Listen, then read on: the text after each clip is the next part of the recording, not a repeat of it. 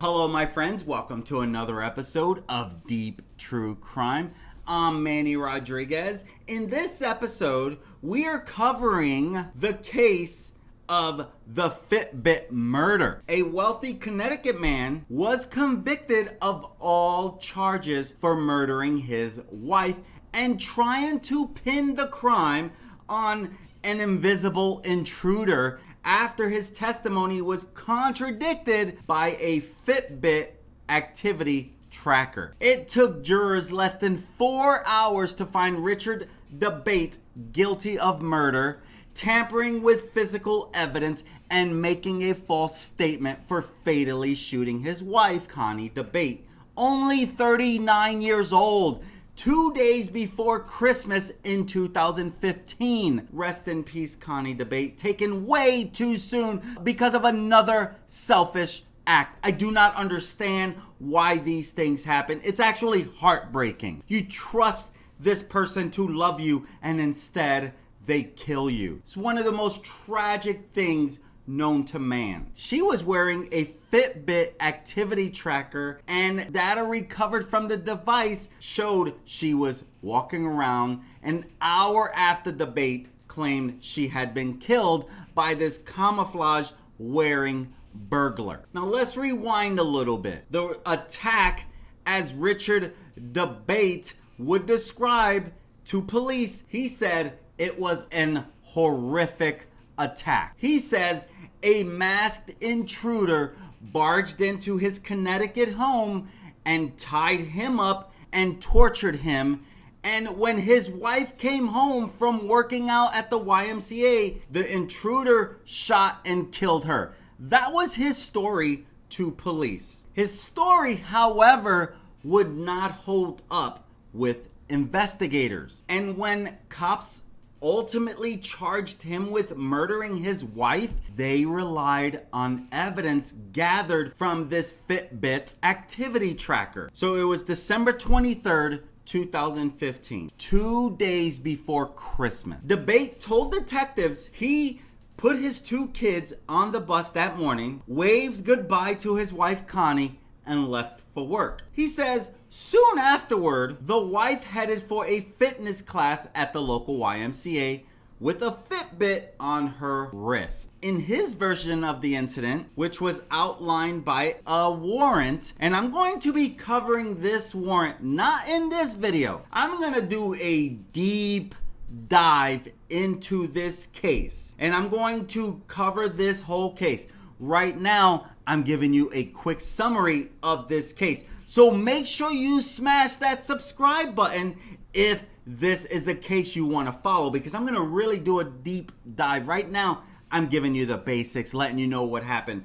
But I'm going to do another video around the full case. So you're going to want to make sure that you hit that subscribe button. So in his version of the event, he says that he went back home when he realized he forgot his laptop. He said this was about 8:45 in the morning and 9 a.m. That's what he told detectives. He said he got home, he heard a noise, and he went upstairs to investigate. That's where he spotted an intruder. He said a 6'2" 2" man with a stocky build, wearing a camouflage suit with a mask. He says right then, Dabate said he heard his wife return home and yelled for her to run. That's what he's telling detective. Dabate says after a brief struggle, the intruder shot and killed his wife. He says at that point, the intruder half tied him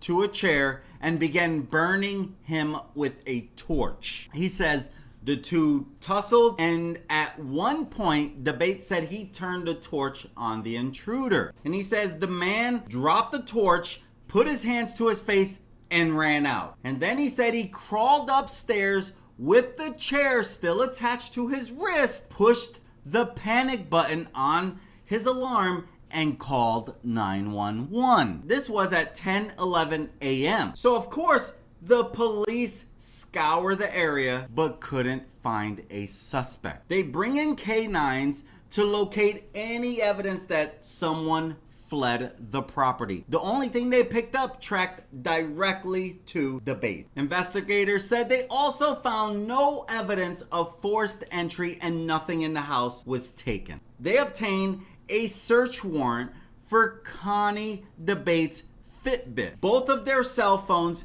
computers, and house alarm log. So they synchronize these logs and they find at 9:01 a.m. Richard Dabate logged into Outlook from an IP address assigned to the internet at the house. At 9:04 a.m.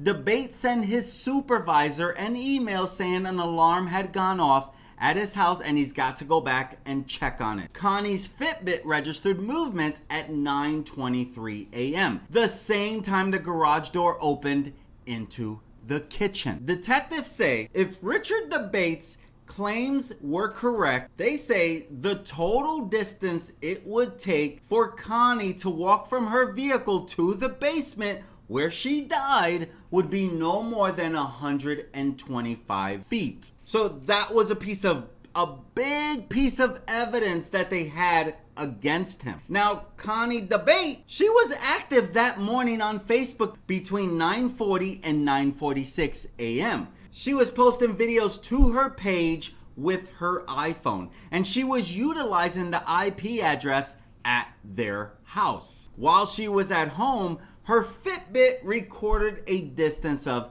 1,217 feet between 9:18 a.m. and 10:05 a.m. when movement stops. Rick Dabate later admitted to having an extramarital affair where he impregnated a woman. This woman was a high school fling. They started this relationship back up and he gets her pregnant. He lies to the police. He says that the wife knew about it. They were going to co-parent this child together. He was just straight lying. And again, when we do the deeper dive, if this is something you want to know more about, the whole mistress and everything, make sure you hit that subscribe button so you know when we upload this content. 5 days after the incident, Dabate also attempted to make a claim for his wife's life insurance policy for $475,000. And so this helped lead to being charged with murder, tampering with physical evidence, and providing a false statement. He was released on $1 million bond because, again, he comes from wealth. His family, they all have a lot of money. And of course, he pleaded not guilty. And of course, at that time, his lawyer, Hubert Santos, said, "My client is innocent of these charges and he looks forward to being vindicated after a trial." Well, the trial comes. It took the jurors 4 hours to convict him. And he even stood up in his own defense in this trial. The trial lasted 5 weeks, and this was after 2 years of delay due to COVID-19. And so there you have it, my friends, the quick version of this story, but I'm going to be doing a deep dive into this. So make sure you hit that subscribe button. That way you can get all the details around this case. I'm Manny Rodriguez. Thank you for joining me today, and I look forward to serving you again. Peace.